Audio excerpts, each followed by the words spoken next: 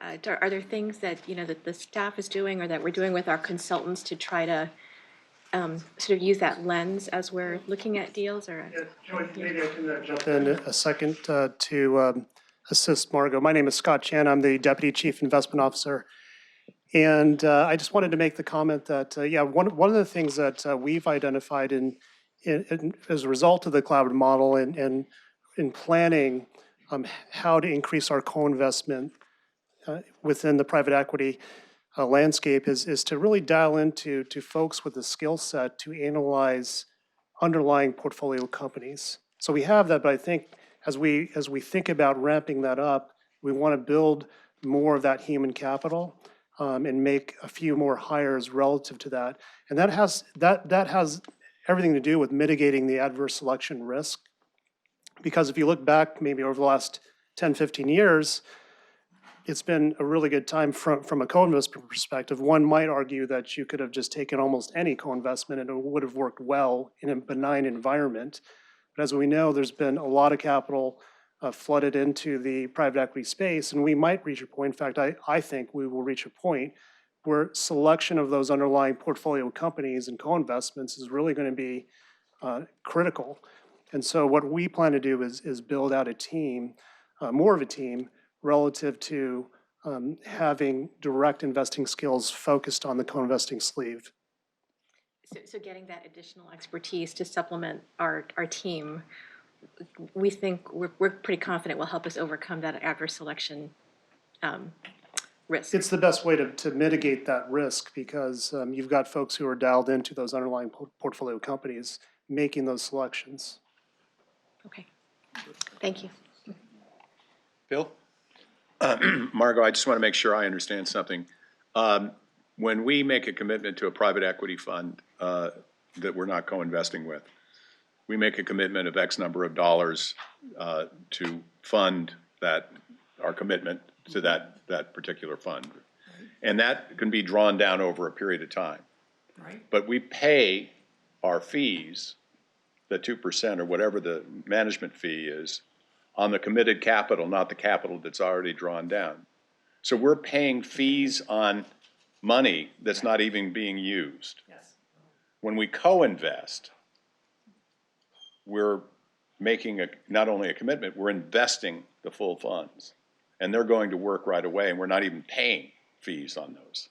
Yes, that's substantially correct. Everything Okay. is substantially correct. A couple small caveats. We sometimes do have some expenses associated with the co-investment, and fees are typically less than 1.5%, and it's on the commitment period that we would pay on committed amount. But what you said is correct. And because of the co-invest, we have a better handle on our cash management, don't we? Because yes, so because we're at the beck and call of the that's right. The sponsor. When we make a commitment, it's a 6-year commitment, and there are restrictions, but basically that can be called early in the 6 years or late in the 6 years, whereas in co-investment, we decide to go and it goes out.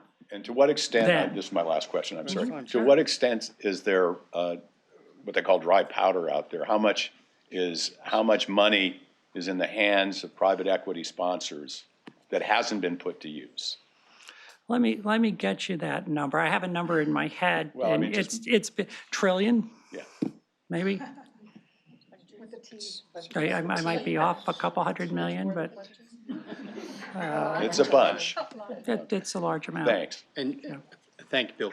I would ask Makita did a report for the board, for the investment committee a few years ago on a public-private market comparative group, what the assets would be had we not invested in private equity net of fees since inception. I thought it was a good report and was appropriate for us to have insight into, given all the characteristics of private equity and whether or not it was prudent for us to continue down that asset class. So I would ask that Makita have that report provided for the full investment committee, have it sent to us.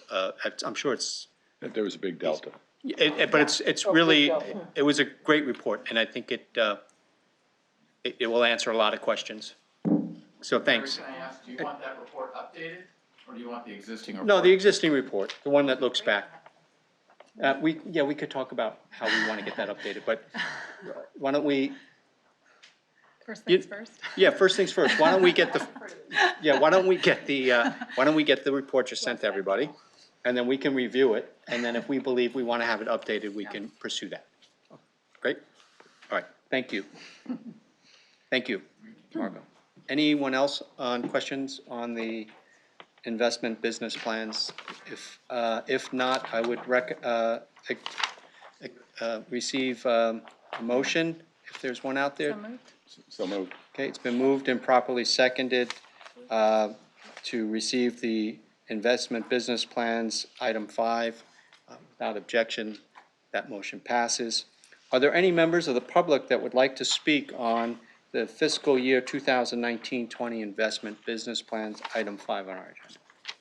Okay, seeing none, we'll go to item 6, which is an investment policy management plan. Chris, this is you, and I would just refer the committee members to INV 126, which is an accompanying letter from Makita. This item has also been reviewed by our general counsel, and there's a recommendation on INV 63. Chris, are you going to take this item? Yes, I am. We wanted to do updates, which we usually do at July, the beginning of the fiscal year.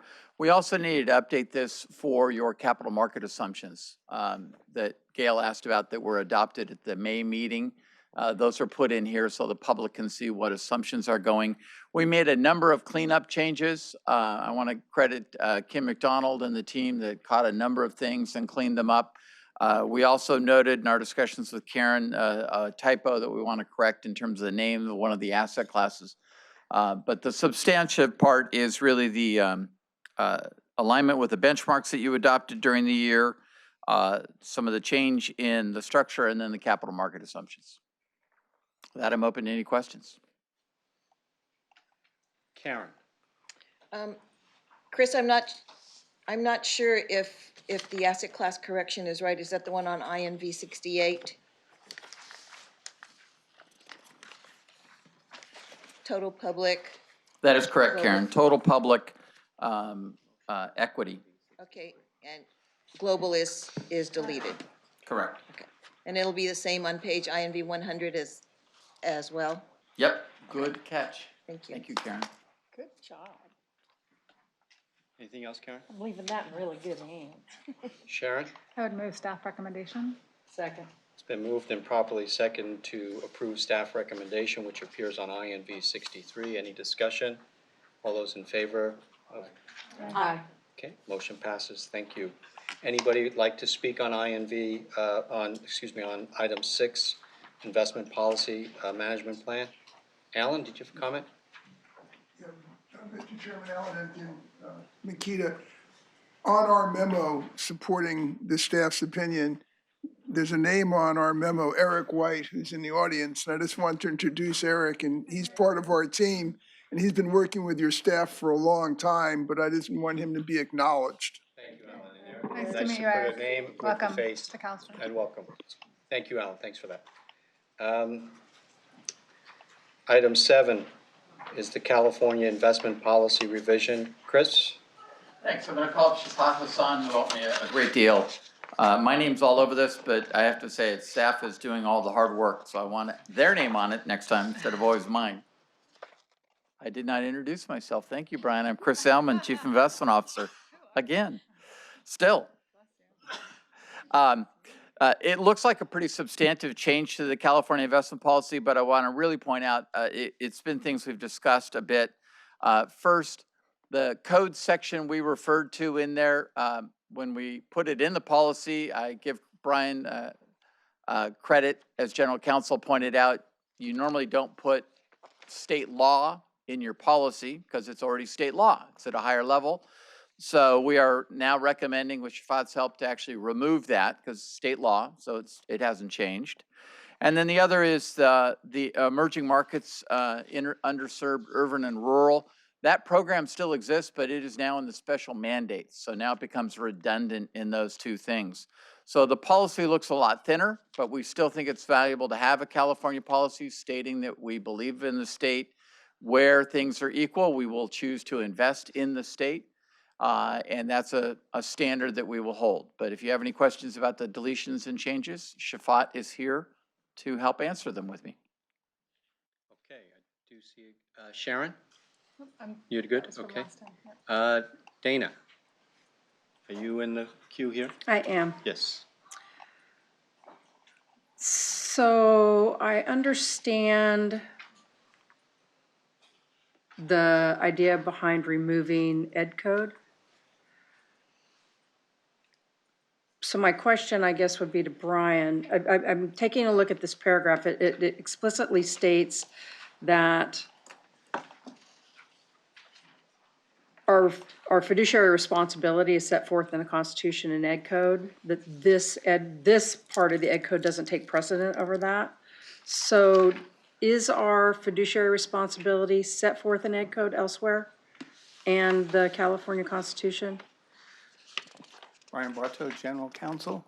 Yes, it is. It's, we have a fiduciary duty section. It's Education Code Section 22250 that talks about your fiduciary duty. Okay. And we have that, even though in policy, we like to stay away from incorporating law into the policy. When you did your statement of investment beliefs, the advice that you got from your fiduciary counsel was to include the fiduciary standard from the Constitution So we're in your covering our statute. bases on that. Covering our Okay. bases as our primary responsibility. Alrighty, and then Chris, there's language talking about not being prudent to invest 25% in mortgages. That is our philosophy. It wasn't part of the Ed Code, but it's part of the language of this section. How do you feel about removing that language? And We realize that it needs to be coming back, according to the state law, it needs to come back as an annual kind of thing. And we've met with Makita and the consultants to come together, Chris Hellman, to try and outline that so that we have a letter and a standing policy. We're at a negative cash flow standpoint. With the state's recent contributions, we might actually be close to break even. So we'll need to make it clear from a prudence standpoint, your asset allocation takes precedence over directing investments, irregardless of fixed income, even within fixed income down to California mortgages. One little note, not surprising, the mortgage market has changed in complexity. Now it's even more difficult to identify in a pool of mortgages which are California, which are not. We have a rough idea, but they don't trade separately. So this law was written in the 90s for a reason and has been outdated, but we're not at this point comfortable changing it. So I think we'll go at it with that way, and we're comfortable with the consultants, we can manage it. And then I guess my last question would be, because those things have now become so complex, is there a good enough reason to maybe change the Ed Code to remove it entirely? Chris, I will simply say in our consultation with Grant and Jack and the team, we're always worried about opening Pandora's box. Yes, but that'll be kind of a debate, I think, all the time. As we have done with the legislature, we ask them to adopt things with a sunset provision so that issues like this don't stay around way beyond, 20, 30 years beyond their life. But that is always a consideration. But as you know, the challenge is if we open that, what else might happen to us on the way to the finish line? Alrighty, thank you. Shafat Hassan, Director over Investment Performance and Compliance. And Dana, to your point, if I may add, we are working around the law. I mean, we are making sure that we are compliant. Every twice a year, the COIO, Deborah Smith, presents her report to you. So any type of compliance issues that come up will be presented in that report. So we are assessing this law, and it is on our monitoring items. Thank you. I appreciate that. Thank you, Shafat. Is that it, Dana? Yep. Anyone else? Okay, seeing no one else in the queue, I'd reference INV 138, which is the accompanying memo from Makita. And there is a motion that is on, there's a recommendation on INV 130. Okay, it's been moved to approve the staff recommendation, and it's been seconded. Any further discussion or questions? Seeing none, all those in favor say aye. Aye. Those opposed? Okay, that passes. Thank you. Anyone in the public that wanted to speak on that policy matter? Seeing none? Yeah. Oh, you're here to speak on The California investment policy? He's got a. Okay. Who's here to speak on the California investment policy? Okay. So if you could keep your hands up, please.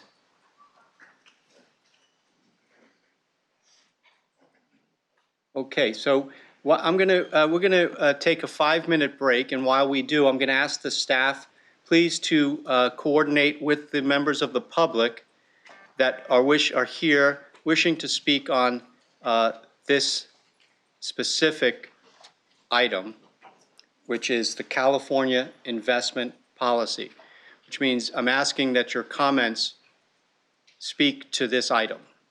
So we'll take a break, and staff will identify who wants to speak in the public on this item, and we'll come back in about, it's probably going to take 10 minutes to do that, so we'll come back at 4 p.m.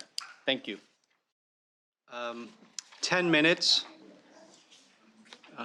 and I've been presented with the names of 5 members of the public that are going to speak on item 7, the California investment policy. And I believe it's been communicated with the members of the public that there are 10 minutes for public comments during this item and 5 speakers. How the group decides to distribute the full 10 minutes amongst the 5 speakers is solely up to your discretion. But there's going to be a clock up here at 10 minutes, and once that 10-minute expires, public comments on this item will come to an end. We ask that you respect that as well. So the first person I have on to speak, and I'll ask the staff to begin the clock once, Whitney Dwyer. Is Whitney Dwyer here? Yeah. Hi, Whitney. Okay, we'll begin the public comments period. 10 minutes, thank you. All right, so I wanted to comment on the investment in, what was it? In underserved urban and rural portfolios. So my name is Whitney Dwyer. I'm an Oakland Unified School District teacher. We are a terribly underfunded, terribly urban inner city school district. I'm also a mother of 3. And I'm coming here today. I've been here for 3 hours, by the way. For the love of my students and my family and my children and the love of this earth. The majority of my students qualify for free and reduced lunch. And we know that climate change will impact vulnerable and low-income communities more and at a faster rate than any other communities in our world. We are already seeing the impact of climate change in that in Oakland, for the first time, we had to cancel school due to toxic air quality due to the campfire fires up north. I cannot, in good consciousness, claim to be preparing my students, who I love dearly, for their future. I'm a high school teacher, while investing in their future's demise. Investing in fossil fuels doesn't really make much money at this time. Doesn't make much money, and doesn't make much sense at all. So please divest in fossil fuels. Thank you. Mark Mortensen? Is Mark here? Mark? Yes, sir. Good afternoon. My name is Mark Mortensen. I'm a 4th grade teacher at McDowell Elementary School in Petaluma City School District. I'm also a member of the California Federation of Teachers and a CalSTRS member since 2000. I'm here as a teacher, not a representative of my school or the union, and I'm here to speak about the CalSTRS investment policy. I believe everyone in this room understands. Microphone so we can better hear you. Thank you, sir. Sure. I believe everyone in this room understands the economic and social impacts of climate change. The state of California is a leader in taking bold action against it, and educators in general are even more keenly aware of how climate change will affect the children here today, their children, and future generations. We all have friends and family who have been affected by extreme weather events or that could be affected. Who knows where our children or your children or these children or any of the children of future generations will be living. But due to climate change, the chances are much greater that fire, drought, river flooding, and coastal flooding will impact their lives. I'm going to cut this short. We have an opportunity for CalSTRS, for their chairman, once again, like they did back when they divested of coal, to make a statement saying, this is a statement from the board, this is what was said by our chairman, to the global marketplace that we will not tolerate the deleterious effects of climate change. Thank you. Thank you. Allison?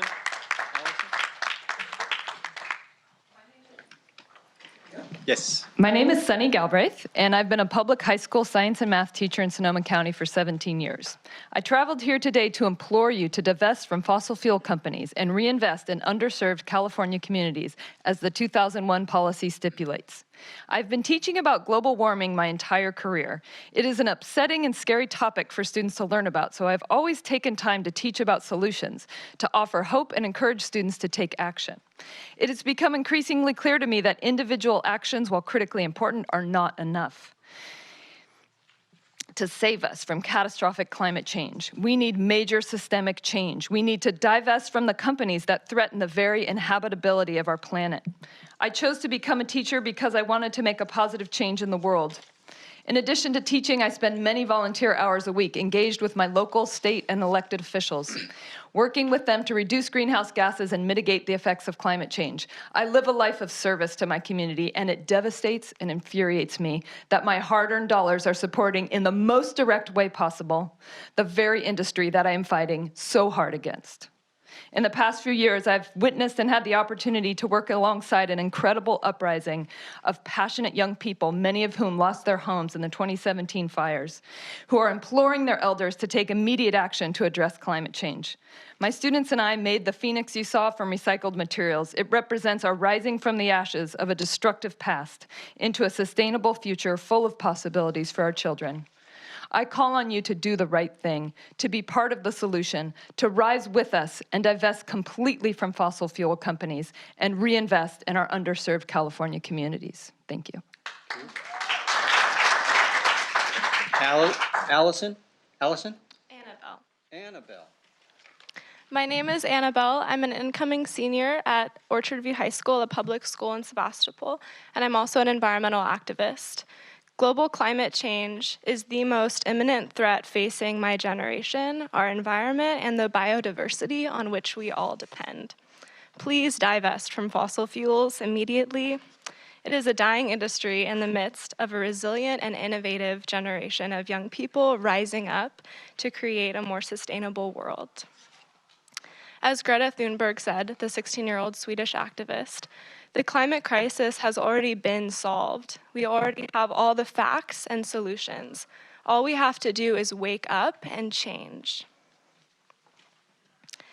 If all the $6 billion of California teachers' pensions that is currently invested in fossil fuels were divested, it would send a huge, powerful message to this destructive industry. It would devalue the industry for other investors, and it would send a really powerful message to the government, which needs to take urgent action against climate change.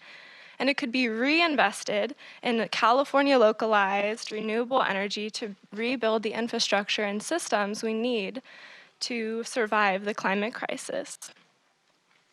So I brought a little stack of postcards from some students I collected on the last day of school at our picnic. I went around, and there's tons more to come. I really believe in this, and I hope you divest. Thank you.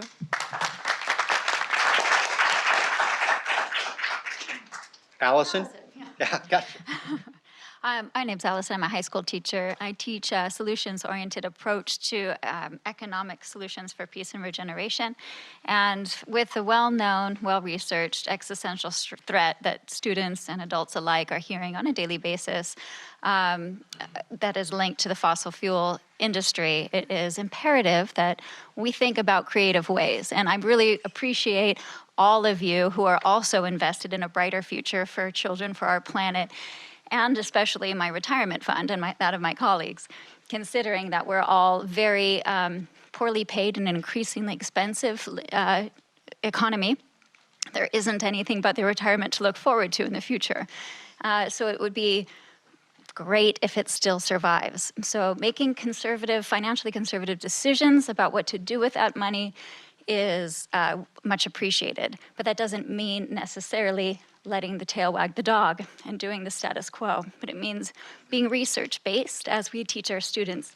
An article dropped today about fossil fuels not any longer meeting the returns. So the article is entitled, Fossil Fuels Increasingly Offer a Poor Return on Energy Investments from Science Direct today.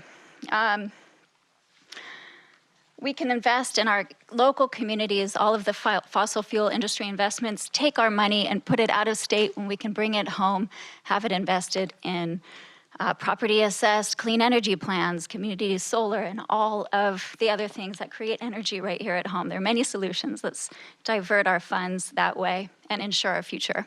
Thank you. That concludes our public comment on this item. Thank you for your comments. We will continue with item 8 on our agenda, which is the private equity policy revision long-term benchmark. Margot Worth and Geraldine Jimenez.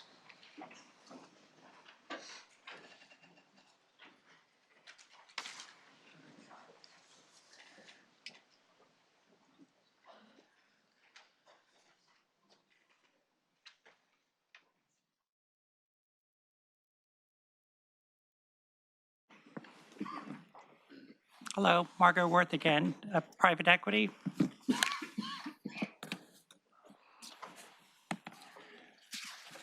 Joined. Hi, Geraldine Jimenez, Investment Strategy and Risk. So this is a item dealing with the private equity benchmark. We've been up here quite a few times recently talking about benchmarks. One reason is that private equity has two benchmarks. It has a long-term benchmark and a short-term benchmark.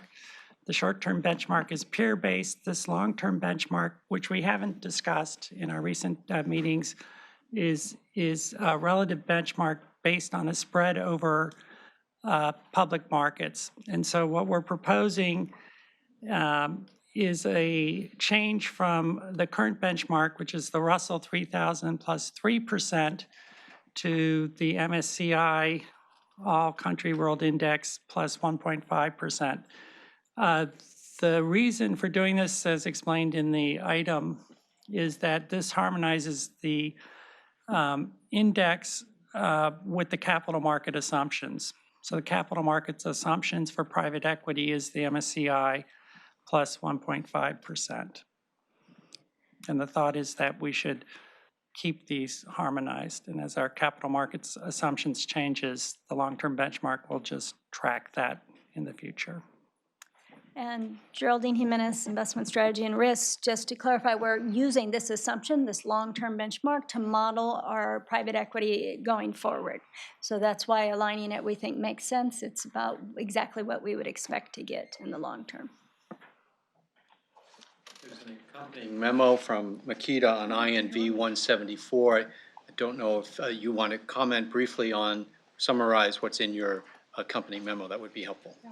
Sure, happy to do that. Steve Hart, Makita Investment Group, private equity consultant. Thanks, Steve. So as we outlined in the memo here, there's two parts, as Marg was explaining, to the change in the benchmark. What we call a change to the base index, which is the public markets index, public equity index that's being used to guide the benchmark, changing it from the Russell 3000, which is an all U.S. benchmark. All U.S.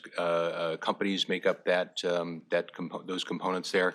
And the fact is that the private equity portfolio has a lot more exposure overseas than what's in the Russell 3000 index. So that's a significant driver and really an unintended separation between the portfolio and of the private equity portfolio and the public market index. So we recommend a change to that index that's more reflective of the portfolio, but it also matches, of course, more closely with what the public equity program here at CalSTRS is as well. And then secondly, as mentioned, changing the spread moving it from 300 basis points to 150 basis points. And that's essentially in recognition of the continued level of competition and compression of the rates of return between public equities and private equities. And it does get reflected in the asset allocation assumptions that have been adopted as well for the different asset classes. And the idea here is to reflect in the benchmark the beta, what the market exposure is of the asset class through the benchmark. So those were the key drivers for us in recommending these changes in our concurrence memo. Thanks, Steve. Let me see if there are questions from the committee. Keith? Yeah, my comments aren't necessarily with respect to the specific issues raised that are before us in this item, but they do raise a more, I guess, a more fundamental question. And I had talked a little bit with Alan and Steve a little during the break. I just thought we would probably need some reassurance that, well, let me start it this way. It used to be that we had a benchmark of 3% over whatever the public equity index was. And my understanding, not necessarily from any information here because I wasn't on the board at the time, but there was a higher return that was to be expected of private equity, or the potential for higher return because of the greater risk that is presented by the private equity type of investment and the various risks that are presented by that kind of unique asset class.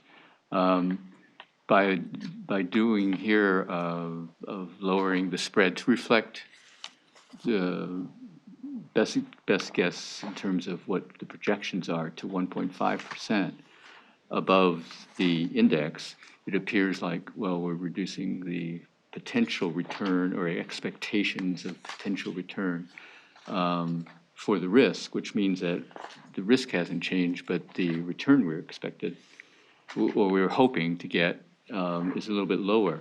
And I would think that we'd want some reassurance, either through further discussion of how we're handling it through, the investment operations planning, or through other opinions and advice from our consultants.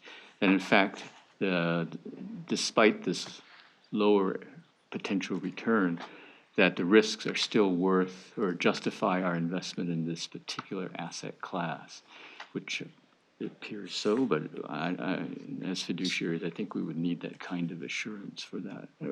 And if this isn't an issue, then perhaps somebody could explain it, because I didn't necessarily want something that we do to reflect what we think is the reality or our best guess about what reality is coming, for us to overlook a potential issue that may come back to haunt us later. There's an awful lot to unpack in that comment, and all worthy of unpacking. And I don't think here we're going to answer all of it here. It's for later. It's much of what you've talked about, and I think it would be a healthy discussion for us to have and to think about how and where we want to have that discussion, and insight into the role that private equity has played in our portfolio, where it is currently, and what our projections are going further, especially as we're a board and a committee in flux that's changing. So and I want, before you do, Margo, I'd like maybe Steve Hart to go first, and then we'll go to you, Margo. If you want to try to touch upon the core of Keith's question is the spread has dropped, is the risk still worth taking? And you've clearly answered why it's dropped. It's because of the competitive nature of, and how much capital is pursuing deals. And maybe you can speak about the importance of manager selection and the role that plays in capturing that spread. Yep. Understood. So I'd like to, give this a more fulsome discussion at some point later on, but a couple of quick comments to make as we had discussed. One is that it is what it is. It's just the fact of what's going on and what we collectively in the industry with staff, we and the consultants believe is an appropriate assessment of what the asset class is scheduled to deliver going forward. There can be questions about whether the risks are the same now or more or less than they were before. We can talk about that. But additionally, as we discussed, this was an idea of trying to present what expectations for the asset class are supposed to be going forward, and that there may be additional ways that tactically the staff and CalSTRS can implement to be able to help increase the rates of return to be even better than what the asset class would deliver. And so one of those was talking about the collaborative model, for instance, being able to cut down on some of the costs, which are very high in private equity, things of that nature. So we can get back with some further points to discuss on this point. Did you want to contribute to the? Just three germane points. They're one sentence each. Just be aware that this 3% spread has been in place for 20 years. And when it was put in place, all returns were much higher. And so all returns have compressed. I don't know what the risk-free rate was 20 years ago, but it was substantially higher than it is now. The second point is that I was going to mention there's a technical issue. This shows it halving. We're actually also switching from geometric to arithmetic. And so there's a little basis there. So switching from arithmetic to geometric, did I say that right that time? Yeah. And the equivalent geometric is lower. So because we're using geometric, it's not quite half. So then there was a third point.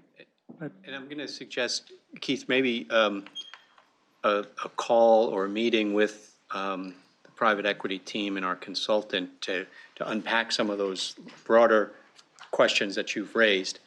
And once you've done that, if you believe it's something you want to pursue further with the full committee, we can do that. I think maybe that's the next step I would suggest on that. And I mean, this also is reflecting what we're actually assuming in the asset liability model. So, we've already taken into account this. So we're just kind of catching up with what we're assuming when we're figuring out what our expected return is for the overall fund. Sorry.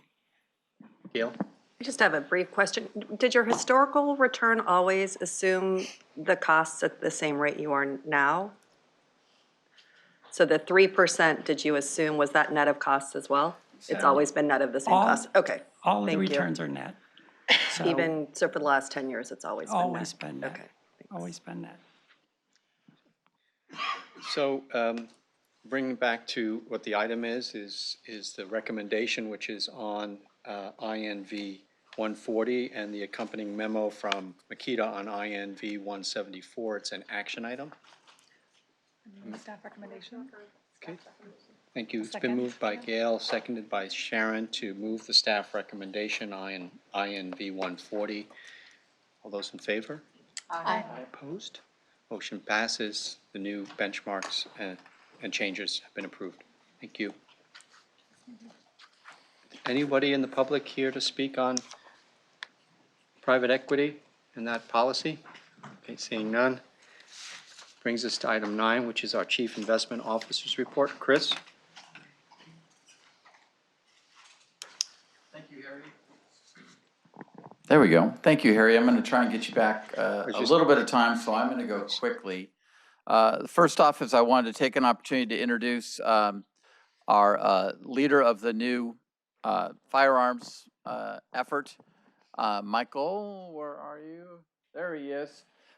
So Michael has joined us from the Department of Social Services, where he was for about 10 years, leading their communications effort, and then about 10 years working in television here in the state of California. He'll be leading the effort to help expand the firearm principles and to get more people to sign up and spread the word. And so you'll see probably some communication from him certainly tweets on calstrs.com and more information for the stakeholder groups. So we've been introducing him to all of the stakeholders in the area. The other thing is I wanted to mention that we have a new risk report. Let me find the right page. I apologize. INV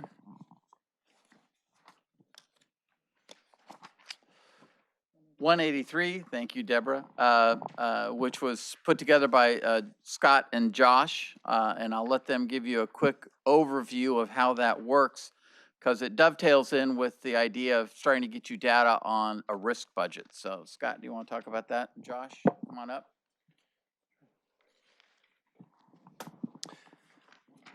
Yeah, I'll let Josh, my name is Scott Chen, I'm the Deputy Chief Investment Officer. I'll let Josh talk a little bit more about this, but at a high level, what we're trying to do is provide more reporting.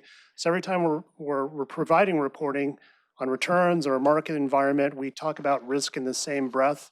And here we put together some active risk charts for you, and Josh can just briefly describe them. Great, thank you. I'm Josh Diedisch, the portfolio manager leading the risk team. Like Scott said, we're going to be showing you a lot more of this, and this is just kind of a first look at a measure of risk that we haven't showed you really before. And so I could just put it in context really briefly. You know, we talked earlier in the ALM item, we're talking about the long-term strategic allocation and what that benchmark will ultimately look like comes from that. So that's the policy benchmark that we all, that we're investing to. As you've heard a little bit in prior items talking about this risk budget project, active risk is really a measure of how different we are from the benchmark. And so we've been talking about that as a potential governance tool for you to basically monitor and measure and manage how much risk or how different we are from that benchmark to make sure that we're investing the way you expect us to with the policy. So what you're seeing here in this table and in the chart is a number that measures that risk. We have a couple of different ways that we can look at it. And if we do sort of go down this risk budget path and use that as a governance tool, we would be providing you more in-depth reporting using this type of a number.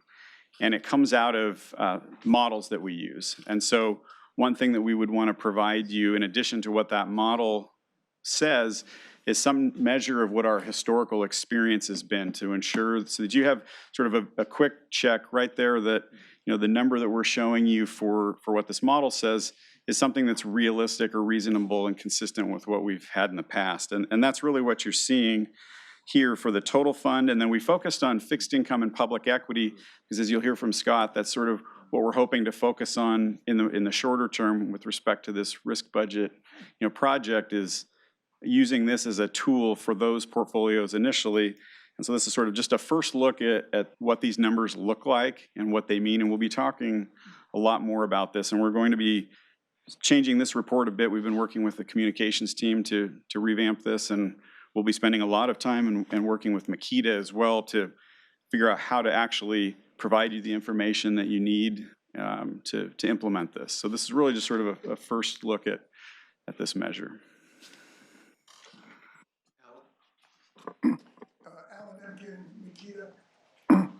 This is best practice. It's just important to keep that in mind. In our business, the evolution of risk monitoring is driven by sophisticated risk models, and this is best industry practice. And as time goes on, you should get an education on what the models are and how the models work, and you'd realize how many hundreds of millions of calculations go into coming up with these numbers. It really isn't a simple model. It's enormously complex, but it's really worth getting to be more familiar with. I just, if you'll indulge me, I just want to give a shout out to all of you that you have spent so much time on this, and it's really impressive, and it's really just like textbook how to manage something, and it's phenomenal, and I'm so excited that I get to work on it. So thank you for putting it together. Thank you, Josh. Thanks, Gil. Okay, thank you. Scott wanted to add something? Chen, yeah. Yes, my name is Scott Chen. I'm the Deputy Chief Investment Officer. And I just wanted to respond to Sharon Hendrick's request for some clarification on the consultant for the collaborative model. I did want to provide 2 quick points of clarification. The first point was that that consultant was supposed to be for staff, and we were going to choose a consultant out of our investment pool, number one. And the second one, just some clarification on the scope of the project. So what we want the consultant to do is really look at peer analysis. A lot of people have gone through a collaborative model exercise globally. Second, to help us build that modeling of the cost benefit projections that Chris showed. And thirdly, just to help us opine on the structure and the processes that we're instituting for the cloud model. So hopefully that provides the clarification that you wanted, Chair. Sure. Okay, great. Thank you. Good follow-up. I'm going to run through my slides really quick, and then you've seen it's a July meeting. We introduce our summer student interns, and I've told them to make it really quick, so they will introduce themselves, their year in school, and a little bit about what they want to do in the future. Let me run through my slides faster than I normally would, but for Pat Geyer and the teachers in the back, what's important to know is our June 30 return, we aren't ready to announce it. PERS let a number leak today. I know, but we'll announce it probably on Tuesday. I am confident we'll be a little bit better than them. I'll say that. And I want to correct, because we produce these slides so they're online about a week ahead of time, but that number has actually already been adjusted because this was the estimated. So our official June 30 balance is going to be 236.9, thank you, Deborah, 9 billion, which will be an all-time record high, and all-time record high close at June 30. So that's what the assets, yep. Hooray for us. So just a smidge, and we are closing in on 240 billion. The portfolio is up already here in the initial few days in July, so pretty exciting. Here's the asset allocation. The word I would use again is aggressively neutral. We are right on top of our targets in each of these asset classes. We had a discussion with the board in closed session about where we are tilting the asset allocation over the next couple of months, looking at all the risks in the market and the new contributions coming in from the governor. But I think the best thing we can say to the public is we are, and it's a misnomer to say aggressively neutral, but I mean, we are literally standing right on top of the target in each of the asset class.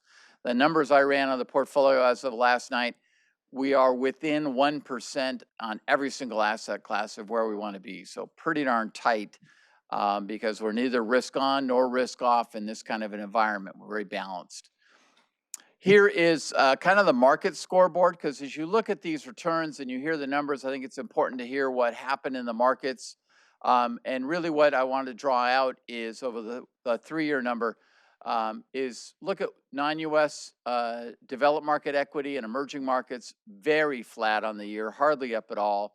3 years, they're doing okay. They're certainly over our expectations. Fixed income, look at the flip-flop. This year was a fantastic year for fixed income. Very high double-digit returns, particularly in long maturity corporate and treasury bonds.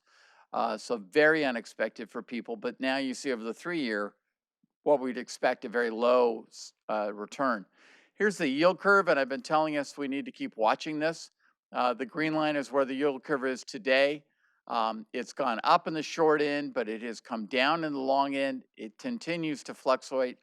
The inversion is that 1 month through 2-year, 3-year area. So it's the very front end of the curve is inverted.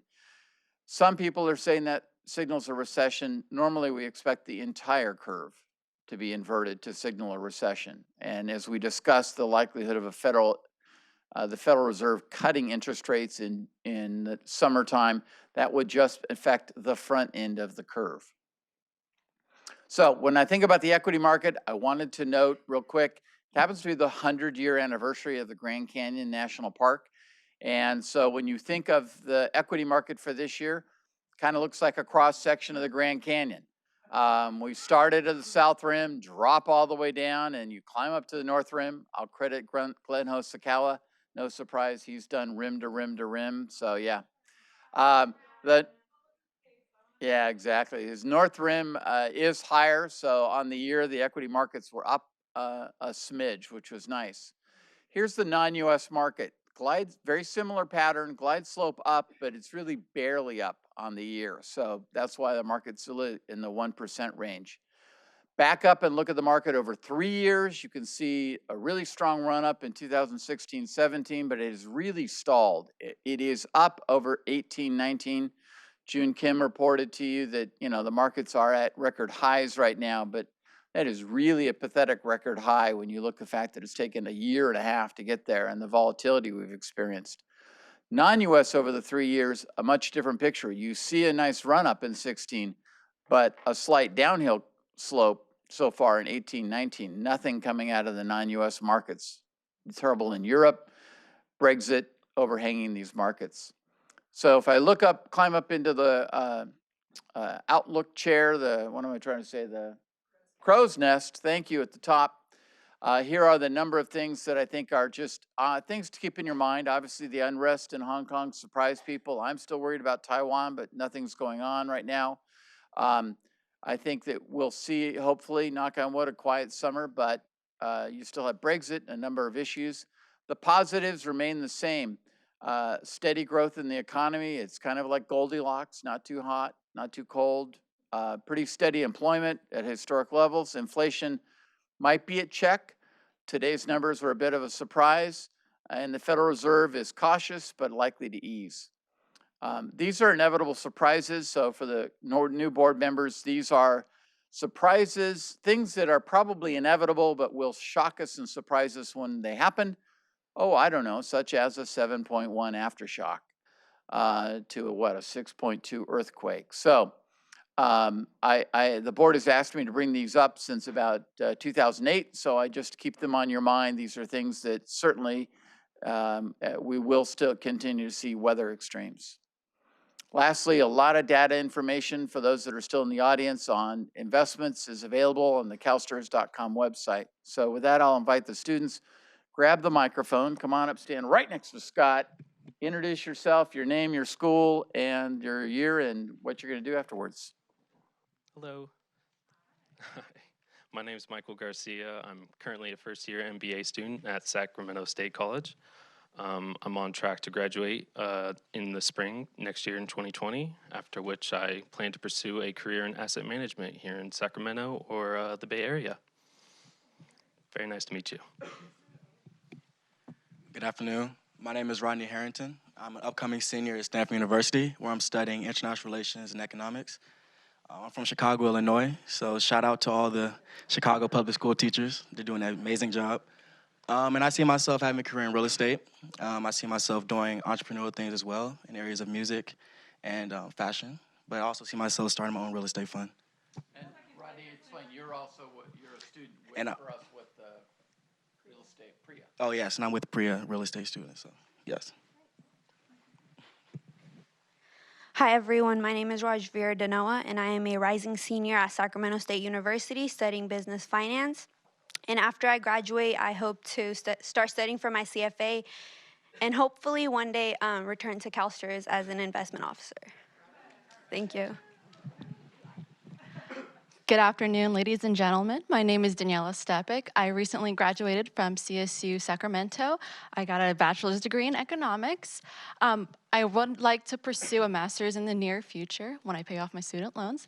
And then I would like to start my career in economic development to help underserved and underdeveloped communities. Thank you for your time. Hi, my name is Jeremy Wakeman. I'm an incoming senior at Chapman University studying business finance.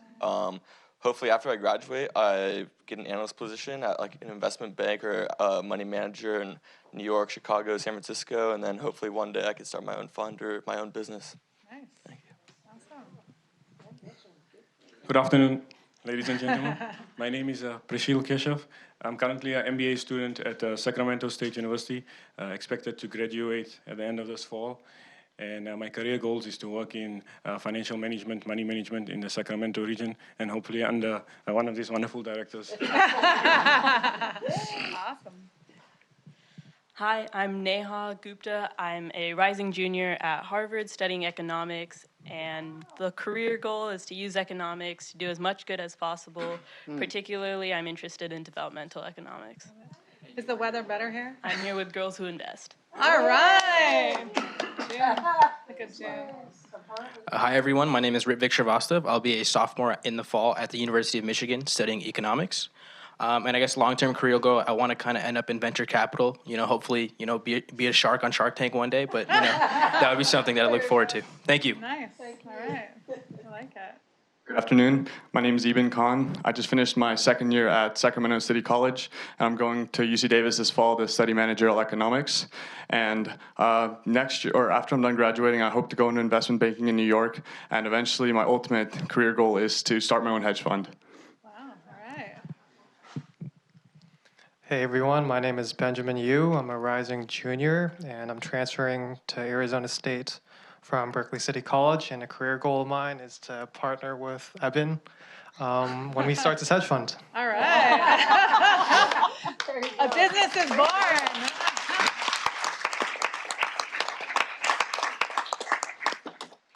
Awesome group of students, always a challenge, and I just want to highlight, so we employ through contractors 8 of the students. Always we try to have 2 community college, 4 undergrads, 2 grad students. And then now I'm pleased that we have 2 students that work part of the summer with us, one through Girls Who Invest, and then one through PRIA, the Real Estate Association. As you can see, it's nice that we're finally reaching out. They're mostly Sacramento kids, students, Sacramento natives, but we are connecting in Stanford, Michigan, Harvard. We've got a nice mix from major universities. Open to questions.